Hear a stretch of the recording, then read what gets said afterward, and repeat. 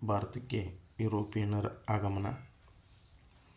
ಭಾರತ ಮತ್ತು ಯುರೋಪಿನ ನಡುವೆ ಪ್ರಾಚೀನ ಕಾಲದಿಂದಲೂ ವ್ಯಾಪಾರ ಮತ್ತು ವಾಣಿಜ್ಯ ಸಂಬಂಧಗಳು ಏರ್ಪಟ್ಟಿದ್ದವು. ಭಾರತದ ಪ್ರಮುಖ ಸಾಂಬಾರ ಪದಾರ್ಥಗಳಾದ ಮೆಣಸು, ಜೀರಿಗೆ, ದಾಲ್ಚಿನ್ನಿ, ಏಲಕ್ಕಿ, ಶುಂಠಿ ಮುಂತಾದ ಉತ್ಪನ್ನಗಳಿಗೆ ಯುರೋಪಿಯನ್ ರಾಷ್ಟ್ರಗಳಿಂದ ಅಪಾರವಾಗಿರ್ತಕ್ಕಂಥ ಬೇಡಿಕೆ ಇತ್ತು. ಏಷ್ಯಾದ ಸರಕುಗಳನ್ನು ಭಾರತದ ಅರಬ್ ವರ್ತಕರು ಏನು ಮಾಡ್ತಿದ್ರು ಅಂದರೆ ಖರೀದಿ ಮಾಡಿ ಪೂರ್ವ ರೋಮನ್ ಸಾಮ್ರಾಜ್ಯದ ರಾಜಧಾನಿಯಾದ ಕಾನ್ಸ್ಟಾಂಟಿನೋಪಲ್ ನಗರದ ಮೂಲಕ ಅವುಗಳನ್ನು ತಲುಪಿಸುವಂತಹ ಕೆಲಸ ಮಾಡ್ತಿದ್ರು. ಅಲ್ಲಿಂದ ಇಟಲಿಯ ವರ್ತಕರು ಅವುಗಳನ್ನು ಕೊಂಡ ಯುರೋಪಿಯನ್ ದೇಶಗಳಿಗೆ ಮಾರಾಟ ಮಾಡ್ತಿದ್ರು.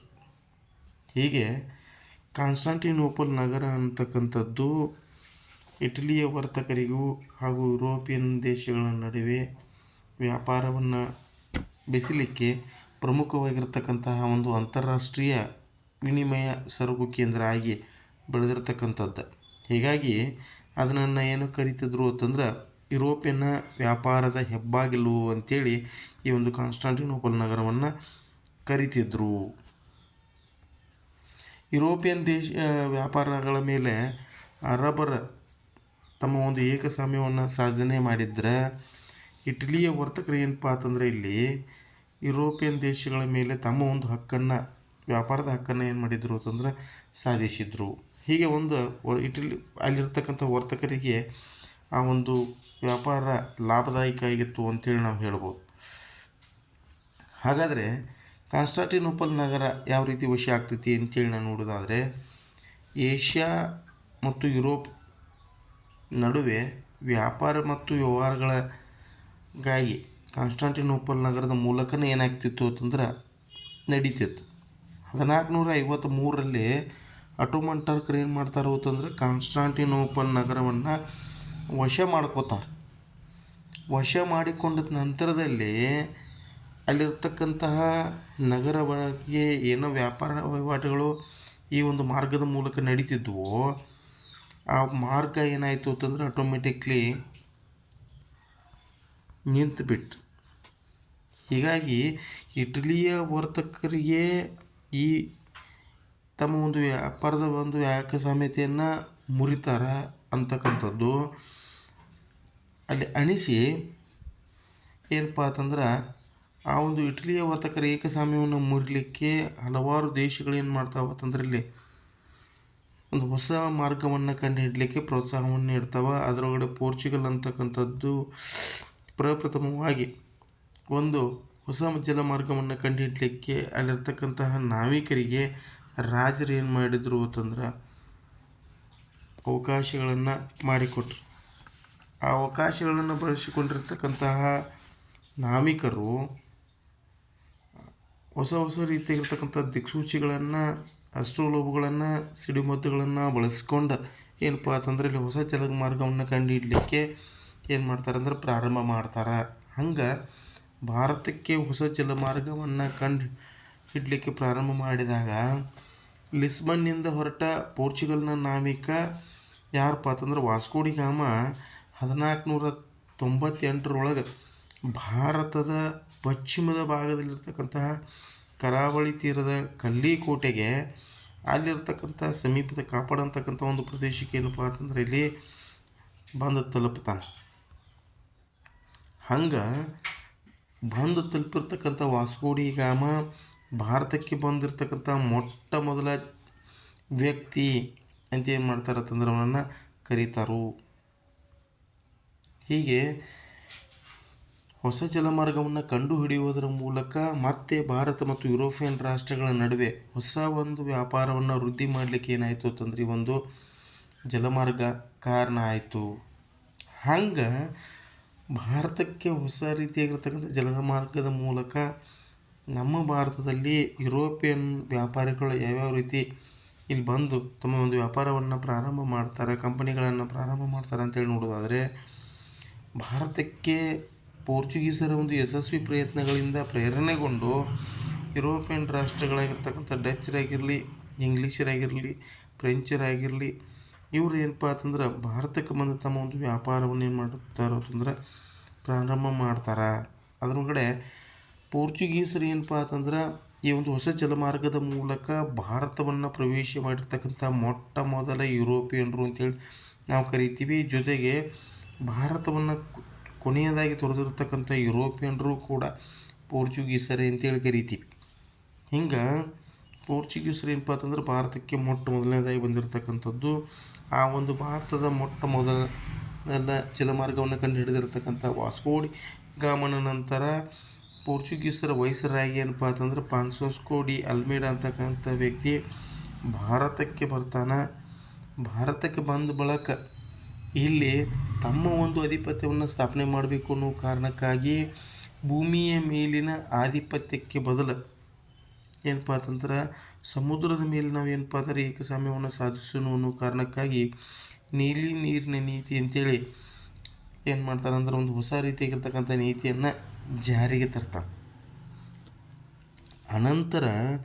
ಅವನ ನಂತರ ಬಂದಿರತಕ್ಕಂತಹ ಆಲ್ಫಾನ್ಸೋ ಡಿ ಅಲ್ಬುಕರ್ಕ ಪೋರ್ಚುಗೀಸರ ಸಾಮ್ರಾಜ್ಯವನ್ನು ಏನಪ್ಪ ಅಂತಂದ್ರೆ ಮತ್ತಷ್ಟು ಸ್ಥಾಪನೆಯನ್ನು ಮಾಡಿಕೊಳ್ತಾನೆ. ಹೀಗಾಗಿ ಅವನನ್ನು ನಿಜವಾದ ಸ್ಥಾಪಕ ಅಂತೇಳಿ ಏನು ಮಾಡ್ತಾರೆ ಅಂದ್ರೆ ಕರೀತಾರೆ. 1510 ಬಿಜಾಪುರ ಸುಲ್ತಾನಿಂದ ಏನಪ್ಪ ಅಂತಂದ್ರೆ ಈ ಒಂದು ಗೋವಾವನ್ನು ಗೆದ್ದಿರ್ತಕ್ಕಂತಹ ವ್ಯಕ್ತಿ ಪೋರ್ಚುಗೀಸರ ಆಡಳಿತ ಕೇಂದ್ರವನ್ನಾಗಿ ಮಾಡಿ ಏನಪ್ಪ ಅಂತಂದ್ರೆ ಅದನ್ನು ಮುಂದುವರಿಲಿಕ್ಕೆ ಅವಕಾಶವನ್ನು ಮಾಡ್ತಾನೆ. ಅವನ ನಂತರದೊಳಗಡೆ ಬಂದಿರತಕ್ಕಂಥ ಡಚ್ಚರು ಮತ್ತು ಇಂಗ್ಲೀಷರ ಪ್ರಭಾವದಿಂದ ಒಂದಿಷ್ಟು ಏನಾಯಿತು ಅಂದ್ರೆ ಫ್ರೆಂಚರ ಪ್ರಭಾವ, ಪೋರ್ಚುಗೀಸರ ಪ್ರಭಾವ ಕುಂದಿತು ಅಂತ ಹೇಳ್ಬೋದು.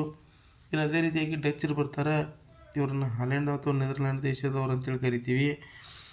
ಪೂರ್ವ ದೇಶಗಳಲ್ಲಿ ತಮ್ಮ ಒಂದು ವ್ಯಾಪಾರವನ್ನು ನಡೆಸಬೇಕು ಅನ್ನುವಂಥ ಉದ್ದೇಶಕ್ಕಾಗಿ 1602 ಯುನೈಟೆಡ್ ಈಸ್ಟ್ ಇಂಡಿಯಾ ಕಂಪನಿ ಅಂತಕ್ಕಂಥದ್ದನ್ನು ಸ್ಥಾಪನೆಯನ್ನು ಮಾಡ್ತಾರೆ.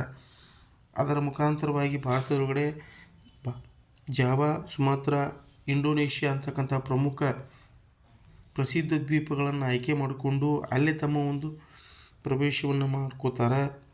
ಅಷ್ಟೇ ಅಲ್ಲದೆ ಭಾರತದೊಳಗಡೆ ಸೂರತ್ ಆಗಿರಲಿ, ಬ್ರೋಚ್ ಆಗಿರಲಿ, ಕ್ಯಾಂಬೆ ಆಗಿರಲಿ, ಕೊಚ್ಚಿನ್ ಆಗಿರಲಿ, ನಾಗಪಟ್ಟಣ ಆಗಿರಲಿ, ಮಚಿಲಿಪಟ್ಟಣ, ಚಿನ್ಸೂರು ಅಂತಕ್ಕಂಥ ಪ್ರದೇಶಗಳೇ ತಮ್ಮದೇ ಆಗಿರ್ತಕ್ಕಂಥ ಒಂದು ಕೋಟೆಗಳನ್ನು ರಚನೆಯನ್ನು ಮಾಡಿಕೊಂಡು ಆಡಳಿತವನ್ನು ಇವರ ಮುನ್ನಡೆಸ್ಕೊಂಡು ಹೋಗ್ತಾರೆ.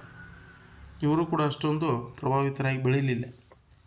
ಮುಂದೆ ಬಂದಿರತಕ್ಕಂಥವ್ರು ಇಂಗ್ಲೀಷರು 1600 December 31 English East India company ಅಂತಕ್ಕಂಥ ಒಂದು ಕಂಪನಿಯನ್ನು 15 ವರ್ಷಗಳ ವ್ಯಾಪಾರದ ಪರವಾನಗಿಯನ್ನು ಇಂಗ್ಲೆಂಡರ್ನ ರಾಣಿಯಾಗಿರ್ತಕ್ಕಂಥ ಎಲಿಜಬೆತ್ಳಿಂದ ಪಡ್ಕೊಂಡು ಏನಪ್ಪ ಅಂತಂದ್ರೆ ಭಾರತವನ್ನು ಇವರು ಪ್ರವೇಶವನ್ನು ಮಾಡ್ತಾರೆ. 1613 ಔಪಚಾರಿಕವಾಗಿ ಭಾರತದೊಳಗಡೆ ಪ್ರಾರಂಭ ಇವ್ರದ್ದು ವ್ಯಾಪಾರ ಆಗ್ತೈತಿ. ಅಲ್ಲಿ ಪ್ರಾರಂಭ ಆಗಿಕೊಳ್ಳುವುದರ ಮುಖಾಂತರವಾಗಿ ಆ ಒಂದು ವ್ಯಾಪಾರಕ್ಕೆ ಮೊಘಲ್ ಚಕ್ರವರ್ತಿ ಆಗಿರ್ತಕ್ಕಂಥ ಜಹಾಂಗೀರ ಸೂರತ್ನೊಳಗೆ ಏನು ಮಾಡ್ತಾನಂತಂದ್ರೆ ಒಂದು ಮೊದಲ ಕಂಪನಿಯನ್ನು ಸ್ಥಾಪನೆಯನ್ನು ಮಾಡಲಿಕ್ಕೆ, ಫ್ಯಾಕ್ಟ್ರಿಯನ್ನು ಸ್ಥಾಪನೆ ಮಾಡಲಿಕ್ಕೆ ಅವಕಾಶವನ್ನು ಮಾಡಿಕೊಡ್ತಾನೆ. ಅಲ್ಲಿಂದ ಬ್ರಿಟಿಷರ ಒಂದು ವ್ಯಾಪಾರ ಪ್ರಾರಂಭ ಆಗ್ತೈತಿ. ಆನಂತರ 1617 ಇಂಗ್ಲೆಂಡಿನ ರಾಜ 1ನೇ ಜೇಮ್ಸ್ನ ರಾಯಭಾರಿಯಾಗಿ ಜಹಾಂಗೀರ್ನ ಆಸ್ಥಾನಕ್ಕೆ ಸರ್ ಥಾಮಸ್ ರೋ ಅಂತಕ್ಕಂಥ ವ್ಯಕ್ತಿ ಪ್ರವೇಶವನ್ನು ಮಾಡ್ತಾನೆ. ಹೀಗೆ ಭಾರತದಲ್ಲಿ ಇಂಗ್ಲೀಷರ ವ್ಯಾಪಾರ ವೃದ್ಧಿ ಆಗಲಿಕ್ಕೆ ಪ್ರಾರಂಭ ಆಗ್ತೈತಿ. ಜೊತೆಗೆ ಇಂಗ್ಲೀಷರು ಆಗ್ರಾ, ಅಹಮದಾಬಾದ್, ಬ್ರೋಚ್ಗಳೊಳಗಡೆ ತಮ್ಮ ಒಂದು ಕೊಠರಿಗಳನ್ನು ಸ್ಥಾಪನೆ ಮಾಡಿಕೊಳ್ಳುವುದರ ಮುಖಾಂತರವಾಗಿ ಮತ್ತಷ್ಟು ವ್ಯಾಪಾರಕ್ಕೆ ಏನಾದರೂ ಅಂತಂದ್ರೆ ಅನುವಾದರು. ಜೊತೆಗೆ 1639 ಚಂದ್ರಗಿರಿ ರಾಜನಿಂದ ಮದ್ರಾಸನ್ನು ಏನು ಮಾಡ್ತಾರೆ ಅಂತಂದ್ರೆ ಇಲ್ಲಿ ಭೂಮಿ ಬ್ರಿಟಿಷರಿಗೆ ಸಿಗ್ತದೆ. ಆ ಭೂಮಿಯನ್ನು ಇಟ್ಕೊಂಡು ಏನಪ್ಪ ಅಂತಂದ್ರೆ ಸೇಂಟ್ ಜಾರ್ಜ್ ಫೋರ್ಟ್ ಅಂತಕ್ಕಂಥ ಒಂದು ಬಲಿಷ್ಠವಾಗಿರ್ತಕ್ಕಂಥ ಕೋಟೆಯನ್ನು ಏನು ಮಾಡಿದ್ರು ಅಂತಂದ್ರೆ ಬ್ರಿಟಿಷರು ಕಟ್ಟಿದರು. ನಂತರದೊಳಗಡೆ ಇಂಗ್ಲೆಂಡ್ನ ರಾಜ್ಕುಮಾರ ಆಗಿರ್ತಕ್ಕಂಥ 2ನೇ ಚಾರ್ಲ್ಸ್ ಇಲ್ಲಿ ಭಾರತಕ್ಕೆ ಬಂದಾಗ ಅವನಿಗೆ ಬಾಂಬೆ ಅಂತಕ್ಕಂಥದ್ದನ್ನು 1668 ಕಂಪನಿಗೆ ನೀಡ್ತಾನೆ. ಆದ ಕಂಪನಿ ಬಾಡಿಗೆ ರೂಪದೊಳಗಡೆ ವಾರ್ಷಿಕ 10 ಪೌಂಡ್ಗಳು ಏನು ಮಾಡಬೇಕಾಗಿತ್ತು ಅಂತಂದ್ರೆ ಸಂದಾಯವನ್ನು ಮಾಡಬೇಕಾಗಿತ್ತು. 1690 ಬಂಗಾಳದ ರಾಜ್ಯಪಾಲನಿಂದ ಹೂಗ್ಲಿ ಅಂತಕ್ಕಂಥ ಒಂದು ದಂಡೆಯ ಮೇಲೆ ಏನಪ್ಪ ಅಂತಂದ್ರೆ ಕೆಲವೊಂದಿಷ್ಟು ಪ್ರದೇಶಗಳನ್ನು ಏನು ಮಾಡ್ತಾರೆ ಅಂದ್ರೆ ಬ್ರಿಟಿಷರು ತೆಗೆದುಕೊಳ್ತಾರೆ. ಆ ಪ್ರದೇಶದೊಳಗಡೆ ಸುತನತಿ, ಕಲ್ಕತ್ತಾ, ಗೋವಿಂದಪುರ ಅಂತಕ್ಕಂಥ 3 ಹಳ್ಳಿಗಳನ್ನು ಖರೀದಿಯನ್ನು ಮಾಡಿ ಅಲ್ಲಿ ಏನಪ್ಪ ಅಂತಂದ್ರೆ ಫೋರ್ಟ್ ವಿಲಿಯಂ ಅಂತಕ್ಕಂಥ ಒಂದು ಕೋಟೆಯನ್ನು ರಚನೆಯನ್ನು ಮಾಡ್ತಾರೆ. ಹೀಗೆ ಆ ಒಂದು ಫೋರ್ಟ್ ವಿಲಿಯಂ ಕೋಟೆಯನ್ನು ಕಟ್ಟಿರ್ತಾರೆ. ಇವತ್ತು ಅದು ಸುತ್ತಲೂ ಏನಪ್ಪ ಅಂತಂದ್ರೆ ಒಂದು ದೊಡ್ಡ ನಗರವಾಗಿ ಬೆಳೆದದ. ಅದೇ ಯಾವುದಪ್ಪ ಅಂತಂದ್ರೆ ಕಲ್ಕತ್ತಾ ಅನ್ನುವಂತಹ ಒಂದು ನಗರ. 17ನೇ ಶತಮಾನದ ಅಂತ್ಯದ ವೇಳೆಯೊಳಗೆ ನಾವು ನೋಡಿದರೆ ಬ್ರಿಟಿಷರು ಅಗಾಧವಾಗಿ ಬೆಳೆದಿದ್ದರು. ಮದ್ರಾಸ್ ಆಗಿರಲಿ, ಬಾಂಬೆ ಆಗಿರಲಿ, ಕಲ್ಕತ್ತಾ ಅಂತಕ್ಕಂಥ ನಗರಗಳು ಅವರ ಒಂದು ಪ್ರಮುಖವಾಗಿರ್ತಕ್ಕಂಥ ವ್ಯಾಪಾರಿ ಕೇಂದ್ರಗಳಾಗಿ ಬೆಳೆದು ನಿಂತಿರ್ತಕ್ಕಂಥದ್ದನ್ನು ನಾವು ಗಮನಿಸಬಹುದು. ಇನ್ನು ಅದೇ ರೀತಿಯಾಗಿ ಫ್ರೆಂಚರನ್ನು ನೋಡೋದಾದರೆ ಭಾರತದೊಳಗಡೆ 1664ರಲ್ಲಿ ಸರ್ಕಾರಿ ಒಡೆತನದ ಕಂಪನಿಯ ಮೂಲಕ ಏನಪ್ಪ ಅಂತಂದ್ರೆ ಫ್ರೆಂಚರು ಭಾರತದಾಗ ವ್ಯಾಪಾರವನ್ನು ಪ್ರಾರಂಭ ಮಾಡ್ತಾರೆ. 1668ರೊಳಗಡೆ ಪ್ರಥಮ ವ್ಯಾಪಾರ ಕೇಂದ್ರ ಸೂರತ್ನೊಳಗಡೆ ಆಗ್ತೈತಿ. ಅದರ ಜೊತೆಗೆ ಏನಪ್ಪ ಅಂತಂದ್ರೆ ಇಲ್ಲಿ ನೋಡೋದಾದರೆ ಮಚಿಲಿಪಟ್ಟಣ, ಚಂದ್ರನಗರ, ಮಾಹೆ, ಕ್ಯಾರೈಕಲ್ಲು, ಕಾಶಿಂ ಬಜಾರ್, ಬಾಲ್ಸೂರ್ಗಳಲ್ಲಿ ಏನಪ್ಪ ಅಂತಂದ್ರೆ ತಮ್ಮ ಒಂದು ವ್ಯಾಪಾರ ಕೇಂದ್ರಗಳು ಪ್ರಾರಂಭಗೊಂಡು 1674ರಲ್ಲಿ ಫ್ರೆಂಚರು ವಾಲಿಕೊಂಡಪುರಂ ಅಂತಕ್ಕಂಥ ಸ್ಥಳೀಯ ಮುಸ್ಲಿಂ ಅಧಿಕಾರಿಗಳಿಂದ ಏನು ಮಾಡ್ತಾರೆ ಅಂತಂದ್ರೆ ಒಂದು ಪ್ರದೇಶವನ್ನು ಪಡೆದುಕೊಳ್ತಾರೆ. ಅದೇ ಏನಪ್ಪ ಅಂತಂದ್ರೆ ಪಾಂಡಿಚೇರಿ ಅನ್ನುವಂಥ ಒಂದು ಪ್ರದೇಶ. 1646ರಲ್ಲಿ ಪಾಂಡಿಚೇರಿ ಗವರ್ನರ್ ಆಗಿ ಬಂದವ ಯಾರಪ್ಪ ಅಂತಂದ್ರೆ ಡೂಪ್ಲೆ ಇಲ್ಲಿ ಅಧಿಕಾರವನ್ನು ವಹಿಸ್ಕೊಳ್ತಾನೆ. ಇವನಿಂದ ದಕ್ಷಿಣ ಭಾರತದಲ್ಲಿ ಫ್ರೆಂಚರ ಆಧಿಪತ್ಯವನ್ನು ಸ್ಥಾಪಿಸಲಿಕ್ಕೆ ಅವನಿಕೆ ಆಗ್ತೈತಿ. ಆದರೆ ಆ ಅವನಿಕೆ ಒಳಗಿರ್ತಕ್ಕಂಥ ಡೂಪ್ಲೆ ಬ್ರಿಟಿಷರೊಂದಿಗೆ ಏನಪ್ಪ ಅಂತಂದ್ರೆ ಯುದ್ಧಕ್ಕೆ ಸಿದ್ಧನಾಗಬೇಕಾಗ್ತದೆ. ಅವೇ ಯುದ್ಧಗಳು ಯಾವಪ್ಪ ಅಂತಂದ್ರೆ ಕರ್ನಾಟಕ ಯುದ್ಧಗಳು. ಹಂಗೆ ನಾವು ಮೊದಲನೇ ಕರ್ನಾಟಕ ಯುದ್ಧದ ಬಗ್ಗೆ ನೋಡೋದಾಯಿತು ಅಂತಂದರೆ 1746ರಿಂದ 48ರ ಕಾಲಘಟ್ಟದಲ್ಲಿ ನಡೆದಿರ್ತಕ್ಕಂಥ ಮೊದಲ ಕರ್ನಾಟಕ ಯುದ್ಧದ ಬಗ್ಗೆ ನಾವು ನೋಡೋದಾದರೆ ಡೂಪ್ಲೆಯ ಕೋರಿಕೆ ಮೇರೆಗೆ ಏನಪ್ಪ ಅಂತಂದ್ರೆ ಲಾಂಬೋಡಿನಾಸ್ ಅಂತಕ್ಕಂಥ ಫ್ರೆಂಚ್ ಸೇನಾ ಮುಖ್ಯಸ್ಥ ಏನು ಮಾಡ್ತಾನೆ ಅಂತಂದ್ರೆ ಮಾರಿಷಿಯಸ್ನಿಂದ ಬಂದ ಬ್ರಿಟಿಷರ ಮದ್ರಾಸನ್ನು ಏನು ಮಾಡ್ತಾನೆ ಅಂತಂದ್ರೆ ವಶಪಡಿಸ್ಕೊಂಡ್ಬಿಡ್ತಾನೆ.